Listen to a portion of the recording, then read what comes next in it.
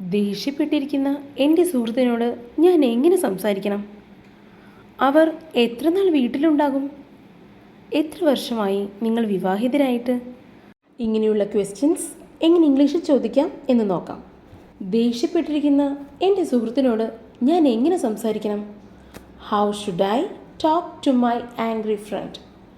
How should I talk to my angry friend? How should I talk to my angry friend? അവർ എത്ര നാൾ വീട്ടിലുണ്ടാകും? How long will they be at home? How long will they be at home?